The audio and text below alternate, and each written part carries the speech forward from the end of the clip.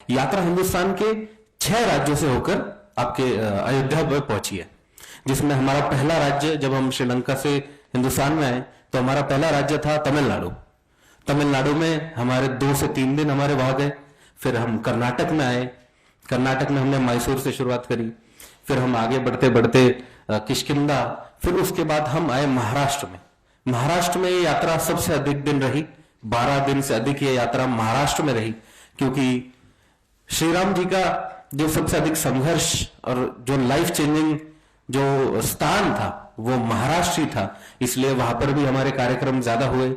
उसके बाद हम छत्तीसगढ़ में गए, जहां पर वन क्षेत्र था, हमारे वनवासी भाई थे, उन सभी को भी, उन सबसे हम मिले, उन सबको भी दर्शन कराया। और एक अलग ही एक्सपीरियंस उन्होंने हमें दिया कि जो मिसकंसेप्शन बना रखा है बाकी हिंदुस्तान में हमारे वनवासी भाइयों का, कि मतलब एक नॉर्मल व्यक्ति जब उनके पास जाता है तो आपके मन में ये होता है कि आपके खिलाफ वो बोलेंगे, आपको चोट पहुंचा सकते हैं, आपको हानि पहुंचा सकते हैं।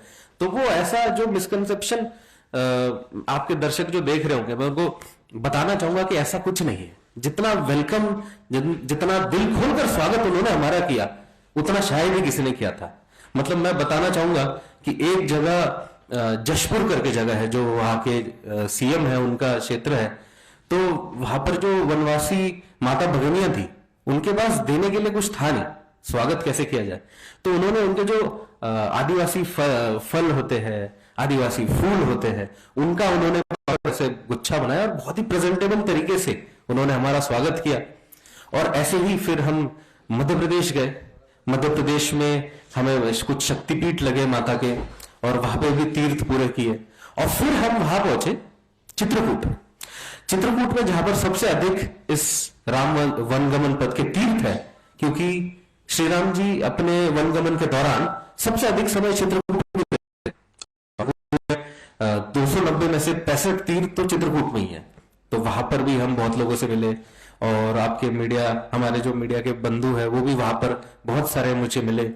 और हम वहां पर जो कामतगिरी का जो पर्वत है उसकी भी हमने परिक्रमा करी, और सब चीजें टाइम टू टाइम हम हमारे सोशल मीडिया पर अपडेट करते थे, और साथ में टीवी पर भी चलता था।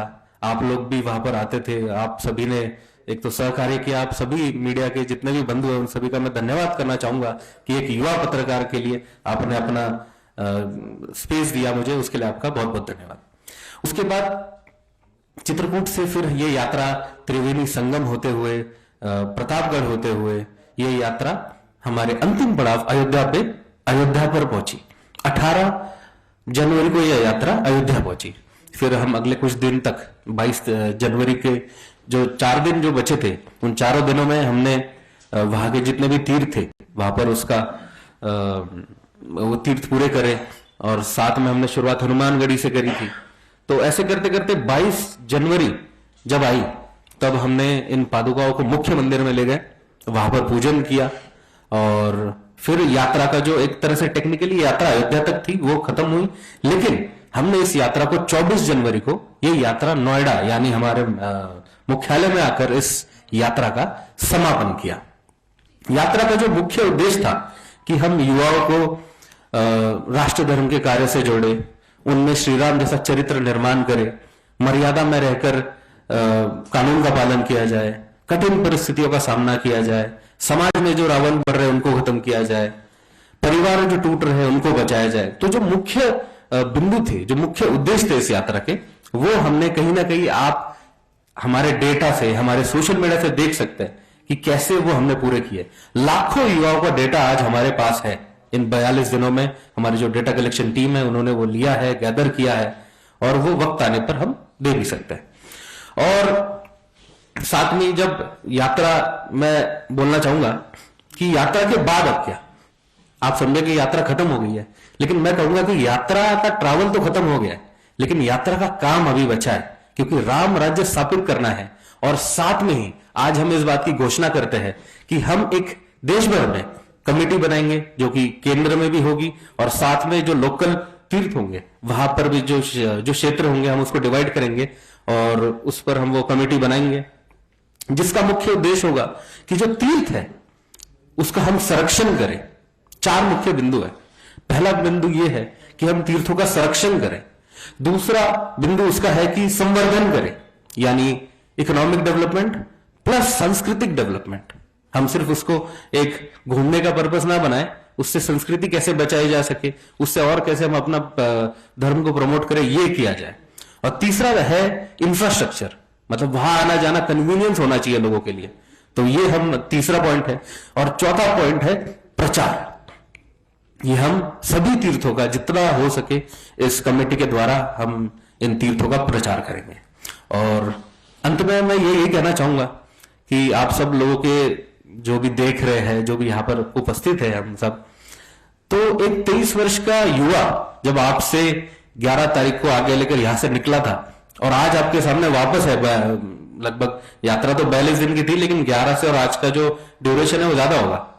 तो इसमें मैं बड़े दावे के साथ कह सकता हूं कि अगर मैं ये यात्रा कर सकता हूं तो जितने भी युवा मेरे भाई बहन देख रहे हैं, मेरा जो मैं कर्तव्य समझता हूं कि उनको मैं जितना हो सके, जितना मेरी में समझ है उतनी मैं उनको दिशा दिखा सकूं। तो अगर मैं यात्रा पूरी कर सकता हूं तो मैं समझता हूं आप भी कर सकते हैं। अगर आपको कुछ झिझक है, अगर आपको कुछ और अन्य प्रॉब्लम है, तो आप हमारे साथ हमारे सुदर्शन राष्ट्र निर्माण ट्रस्ट में जुड़ सकते हैं और अन्य भी ऐसे हम कार्य करते रहते हैं, उसमें आप जुड़ सकते हैं। जय श्री राम। और बिल्कुल बिल्कुल, हम जल्द ही इसके भी अनाउंसमेंट तो आज हमने कर दी है। बाकी जो और उसका सब होगा, पूरा उसका जो लेआउट होगा, उसका जो स्ट्रक्चर होगा, वो हम जल्दी आपके सामने लाएंगे। ज्वाइन करने के लिए कैसे? सारे प्रांतों से, सारे राज्यों से? सारे प्रांत लेवल, फिर राज्य लेवल और फिर केंद्रीय लेवल, ऐसे 3 लेवल पर हम इसको लाने का प्रयास करेंगे। जोशी, जब आप श्रीलंका से यात्रा के लिए निकले थे तो जहां जहां भगवान श्री राम रुके थे, जैसे आपने बताया कि उनके अच्छे बुरे अनुभव थे, उन जगह हम गए, आपको वहां जाकर कैसा लगा? क्या अनुभूति हुई? क्या मन में विचार आया? क्या आज भी वहीं खड़े हुए? कई जगह तो वो मतलब गूज़बम्स तो आए ही आए, कई जगह हम भावुक हुए, कई जगह हम खुश हुए और कई जगह हम दुखी भी हुए। मतलब कुछ तीर्थ जो थे वो हमें एक कहते ना कि मतलब यात्रा चल रही थी, हमारे लिए भी फर्स्ट एक्सपीरियंस था, तो कुछ तीर्थों को देख के हमें दुख। इस तीर्थ की ये स्थिति है। दक्षिण में 1-2 तीर्थ मैं आपको बताना चाहूंगा कि वहां पर जब मैं वहां से निकल रहा था तो ये एक मेरे लिए अलग एक्सपीरियंस था वहां पे कि एक तो उसकी स्थिति खराब थी। तो मैंने उनको ये बोला कि मैं जब अगली बार आऊंगा तो ये तीर्थ आपका बन जाना चाहिए, इस पर रीडेवलपमेंट होना चाहिए। तो 2 से 3 ऐसे तीर्थ है जिसका डेटा भी आपको हमारे आशुतोष जी जो हमारे यात्रा के समन्वयक है वो देंगे कि वहां पर रीडेवलपमेंट का काम शुरू भी हो गया। तो लेकिन प्रदोष जी, एक सवाल और आता है। हाँ। आप तो युवा हैं, मन में क्या आ रहा है कि इस तरह की यात्रा शुरू करनी चाहिए? श्रीलंका से अयोध्या एक बहुत बड़ा डिस्टेंस है। सुरेश जी आपकी प्रेरणा है? बिल्कुल सुरेश जी मैंने यात्रा के जब मैंने कहा ना प्री प्रेस कॉन्फ्रेंस करी थी, तो यात्रा के जो मुख्य प्रेरणादायी है वो तो श्री राम जी, मेरे पिताजी सुरेश चौहान के जी। और तमिलनाडु जब विजिट कर रहे थे आप जी, तो कितने दिन थे तमिलनाडु? तमिलनाडु में हम 4 दिन थे। तो तमिलनाडु जब विजिट कर रहे थे कोई ऑब्जेक्शन हुआ? मैं आपको यही एक शेयर करना चाहूंगा आपके साथ कि जब हम श्रीलंका से तमिलनाडु जा रहे थे तो हम ये सोच रहे थे, क्योंकि मेरा तमिलनाडु में फर्स्ट टाइम जाना था और वहां पर उनके जो सीएम है, उनके बेटे कैसे कैसे बयान देते हैं, वहां पर कैसा कैसा वीडियोस हम यहाँ पे देखते हैं। हिंदी बेल्ट नहीं है वो, तो हमारे लिए थोड़ा सा संकोच था युवा होने के नाते कि भाई वहां जाकर आपको यात्रा करने देंगे क्या, क्योंकि हमारा हिंदुस्तान का पहला फेज था तमिलनाडु। लेकिन मैं आपको बताना चाहूंगा कि बहुत ही अच्छा एक्सपीरियंस मेरा वहां रहा। वहां के मंदिर अनमैचेबल है, वहां के मंदिर आप यहां नहीं देख पाएंगे, ऐसे उनके मंदिर है। और जो राम के प्रति उनकी श्रद्धा है वो बहुत ही अलग है। वो उनके आप कहेंगे रग रग में श्री राम है दक्षिण के। तो ऐसा कहीं एक्सपीरियंस आपको बैड एक्सपीरियंस मिला कहीं पर ऐसा कोई विरोध किया? नहीं, विरोध नहीं हुआ, कोई ऐसा विरोध नहीं हुआ सच। बल्कि मतलब जहां हमें लग रहा था विरोध होगा वहां पर भी मैंने अभी बताया कि वहां पर हमें सपोर्ट मिला, बहुत अच्छा सपोर्ट मिला। सबसे बढ़िया एक्सपीरियंस कहा? सबसे बढ़िया एक्सपीरियंस मैं कहूंगा कि हमारा एक तो फर्स्ट एक्सपीरियंस जो तमिलनाडु में हमारा मिला, उसके बाद हमें महाराष्ट्र में एक बहुत अच्छा, मतलब जो कहते हैं कि जो संख्या होती है, लोगों की मिलने की संख्या, पब्लिक गैदरिंग्स की संख्या, मंत्रियों के मिलने की संख्या, और तीर्थों की संख्या, और एक तो भव्यता भी है वहां के तीर्थों में। समृद्ध राज्य होने के कारण वहां के तीर्थों में भव्यता भी है, लोग भी वहां पर पहले से है। और हमारे पूरे यात्रा के जो सबसे 2 बड़े कार्यक्रम हुए, वो पहला हुआ नासिक में, और सबसे बड़ा जो कार्यक्रम हुआ वो छत्रपति संभाजीनगर में। स्वयं हमारे देश के वित्त मंत्री डॉक्टर भागवत कराट जी ने वो पूरा प्रोग्राम ऑर्गेनाइज कराया था। पूरे राम राज्य यात्रा में युवाओं का समर्थन किस तरह से? युवा, जैसे मैंने बोला कि यात्रा, मेरा जो पर्पस था, एक तो सीखने का पर्पस था, और दूसरा मेरे युवा भाई बहनों को जोड़ने का पर्पस था। तो जो ये जोड़ने का पर्पस था, ये शुरू में तो बिल्कुल उल्टा था। मतलब मेरा मदुराई का जो वीडियो है, जो मैं पहली बार संभाषण दे लोगों से बात कर रहा हूँ, तो उसमें 70-30 था, और जैसे यात्रा 12वें 13वें या फिर 15वें दिन तक पहुंची तो वो उल्टा हो गया। 70% युवा और 30% हमारे बाकी लोग जो हम मुझे आशीर्वाद देने आते थे। तो ऐसा नहीं था कि सिर्फ युवाओं को जोड़ना है, बाकी लोगों को भी जोड़ना था, क्योंकि हमारे संस्कृति में बड़े लोगों का आशीर्वाद लेकर ही आगे बढ़ा जाता है, ये सिखाया जाता है। तो इसलिए बहुत ही अच्छा, और बहुत ही, मैं कहूंगा कि जितना हमने सोचा था उससे कहीं ज्यादा ये यात्रा सक्सेस हुई है, ये मैं दावे के साथ कह सकता हूँ। क्या रावण, इस पूरे प्रकरण में कहीं रावण को पूजा अर्चना सुनने में आता है कि साउथ में या श्रीलंका में रावण को एक तवज्जो दी जाती है, पूजा की जाती है, ऐसा कुछ देखा? नहीं, मतलब ऐसा तो नहीं देखा, बल्कि श्रीलंका का मैं आपको बताना चाहूंगा कि श्रीलंका में भी हमारा फर्स्ट टाइम था। तो श्रीलंका में जो सीता माता के प्रति वहां पर श्रद्धा है वो बहुत ज्यादा है। उनके कल्चर में ही सीता माता के बारे में बहुत ऐसा किया जाता है, और जो वहां का मुख्य मंदिर है जो हमसे रिलेट करता है वो सीता माता का ही है, सीता अम्मा टेम्पल, जो अशोक वाटिका में है, जहां पर श्री हनुमान जी और माता सीता का जो भेंट हुआ था, वहीं पर वो मंदिर है जिसका नाम है सीता अम्मा मंदिर। तो वो किस अवस्था में है वहाँ? बहुत अच्छी अवस्था में, बहुत अच्छी अवस्था में, मतलब बहुत अच्छा मेंटेन है। वहां पर जो आसपास का सिनेरियो है वो भी बहुत अच्छा है। पीछे ही वो पर्वत है जहां से अशोक वाटिका शुरू होती है, वो फल भी अलग अलग फल जिसके लिए अशोक वाटिका फेमस था वो भी है, और पेड़ वगैरह, मतलब सभी दृष्टिकोण से बहुत अच्छा है। श्रीलंका में भारतीयों का, जैसे आप भारत से गए थे, तो कैसा वेलकम था, कैसे आपको रिगार्ड किए? वैसे देखा जाए तो रावण की लंका कही जाती है, और हम तो विरोधी टीम से गए थे एक तरह से तो पहले लगा मुझे कि भाई उतना अच्छा नहीं होगा, क्योंकि हम सिर्फ यात्रीगण यहाँ से गए थे, हम 30 यात्रीगण श्रीलंका गए थे। तो और जो वहां के लोकल ऑर्गेनाइजर्स थे वो भी इतने नहीं थे, मतलब उतना एक्टिव नहीं था, और यात्रा का शुरुआत का टाइम था, तो थोड़ा सा था, मुझे नर्वसनेस थी। बट लोग हमारे ही लोग, एक तरह से हमारे ही संस्कृति का भाग था श्रीलंका। वो बाद में राजनीति हुई और जो अलग हुआ वो अलग विषय है, लेकिन बहुत अच्छा एक्सपीरियंस रहा ओवरऑल यात्रा में। और बाद में जब हिंदुस्तान आए तो फिर तो एकदम बहुत ही जबरदस्त। प्रदोष जी, आप, मुझे लगता है दुनिया के सबसे छोटे ऐसे यात्री होंगे जिन्होंने इतनी युवा यात्रा की, 12,000 किलोमीटर चले, बहुत आपको एक्सपीरियंस हुई।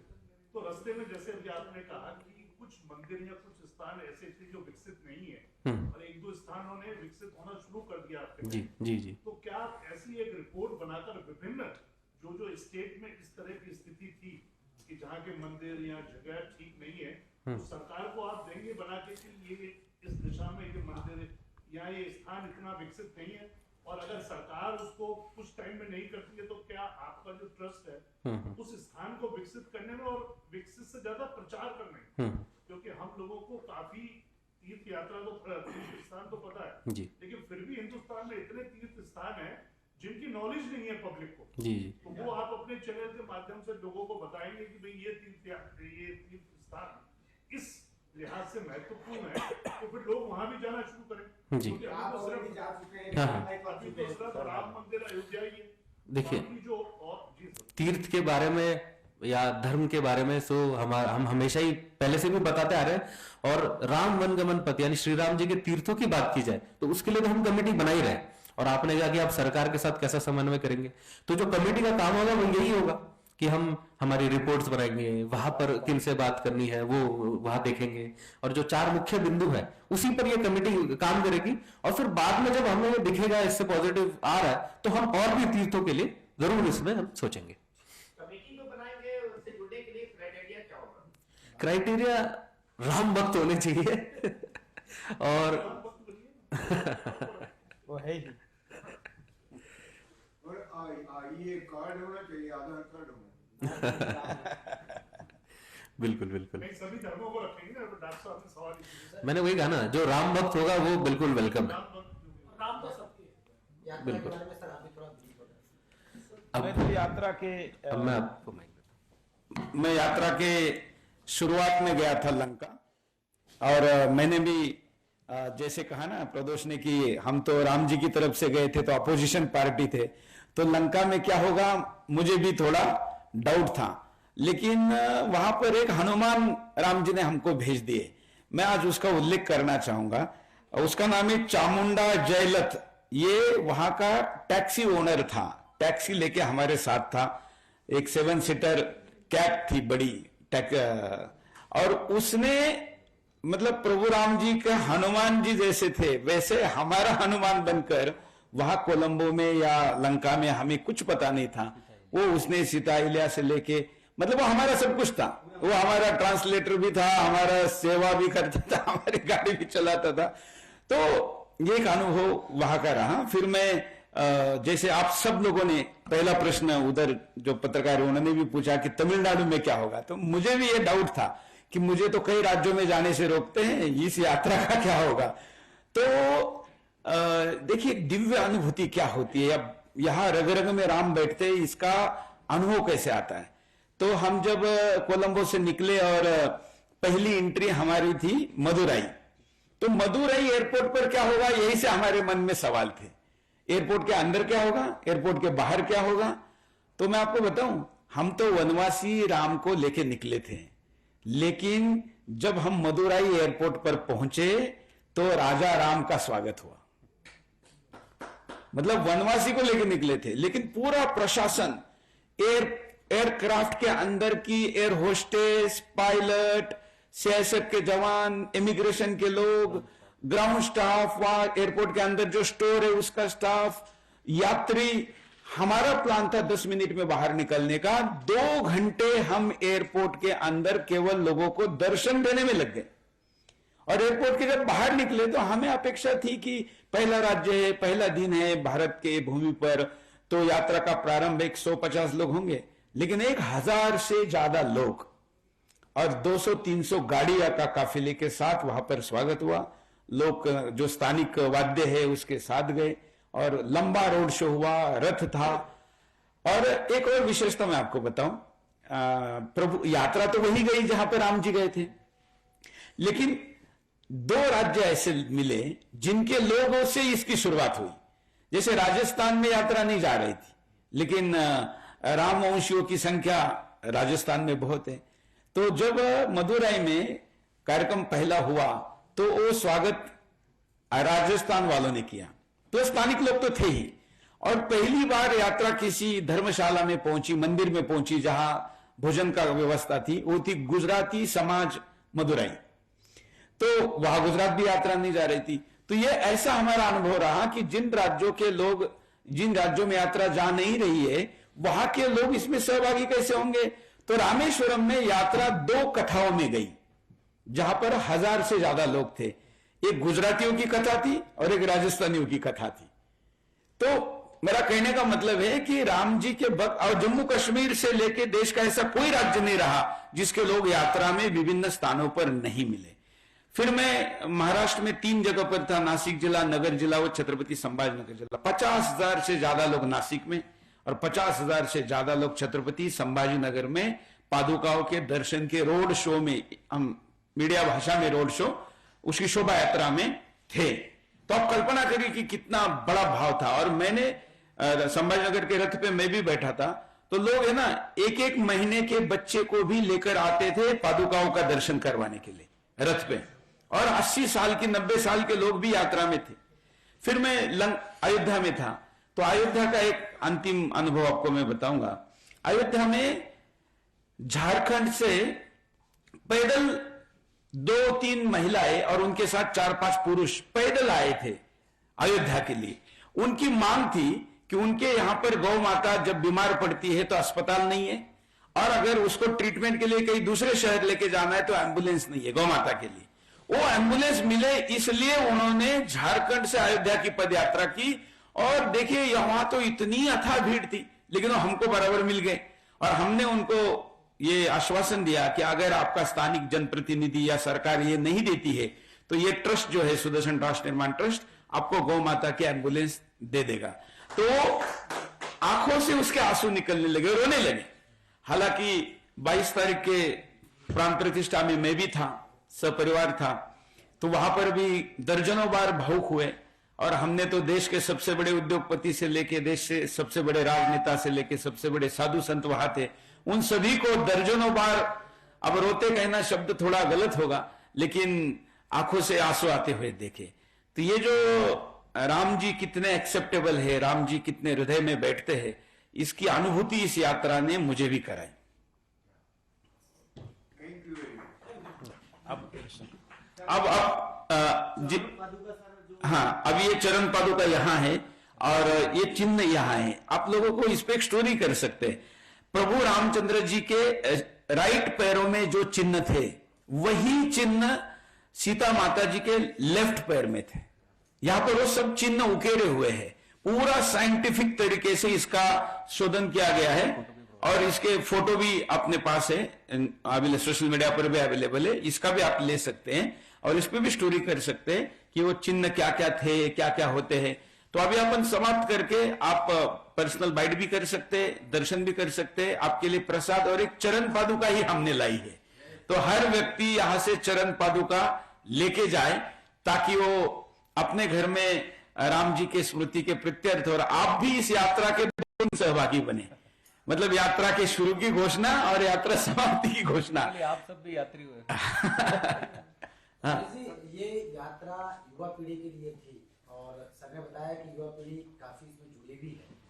आपकी तरफ से क्या संदेश रहेगा आज की युवा पीढ़ी के लिए? देखिए, सेवा करनी है तो भी मन में राम चाहिए। मतलब इस यात्रा का मुख्य संदेश यह है कि सेवा करनी है तो भी मन में राम चाहिए। माँ बाप की सेवा करनी है तो भी पुत्र राम चाहिए। शबरी की सेवा करनी है तो भी ईश्वर राम चाहिए। भाई का साथ देना है तो भी भाई राम चाहिए। फिर वो लक्ष्मण को साथ अपने आप उसको मिलता है। और जनता की सेवा करनी है तो भी राजा राम चाहिए। और भक्तों की सेवा करनी है तो प्रभु राम चाहिए।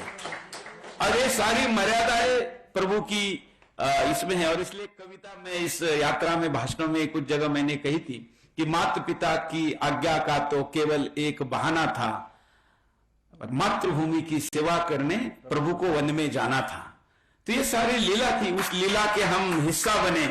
और मैं सामान्यतः बहुत भावुक नहीं होता हूं, लेकिन इस यात्रा में अभी भी या बहुत बार ऐसे क्षण आए कि प्रभु रामचंद्र जी अगर हम इस देश के हर व्यक्ति में बसाएंगे तो हमारे सारे समस्याओं का समाधान होगा, ऐसा मेरा विश्वास है। सर, ये चरण पादुका की आखिरी स्थान कहाँ होगी? ये चरण पादुका है, इसलिए इसको किसी एक जगह पर परमानेंट स्थापित नहीं कर सकते। और हमने निर्णय किया है कि ये चरण पादुका जो भी अपने क्षेत्र में बुलाना चाहता है तो वो पादुका वहां जाएगी जहां कार्यक्रम होगा। संख्या के अनुपात के आधार पर, मतलब जैसे आप अपनी सोसाइटी में बुलाना चाहते हैं, आप अपने एरिया में बुलाना चाहते हैं, तो ये पादुका वहां जाएगी। देश भर के बड़े बड़े कार्यक्रमों के निमंत्रण अभी से इसको आने लगे हैं। कई कथावाचकों ने इस पादुकाओं को अपने कथाओं में भी 1 दिन 2 दिन के लिए बुलाया है। तो हमारी पूरी टीम है, अभी मैं ऊपर बुलाऊंगा, ये यात्रा में थी और इनमें से विभिन्न जगह पर विभिन्न लोग पादुका लेकर आएंगे। मैं आपको भी कहूंगा कि आप अपने यहाँ पर भी ऐसा कोई आयोजन कर सकते हैं, क्योंकि पत्रकार मतलब ऐसे आयोजन नहीं करना, ऐसे तो कुछ है नहीं। तो हम एक्टिविस्ट है, इसलिए जर्नलिस्ट है, इसलिए हमको ऐसे कार्यक्रम अगर आयोजित होंगे तो हम आएंगे।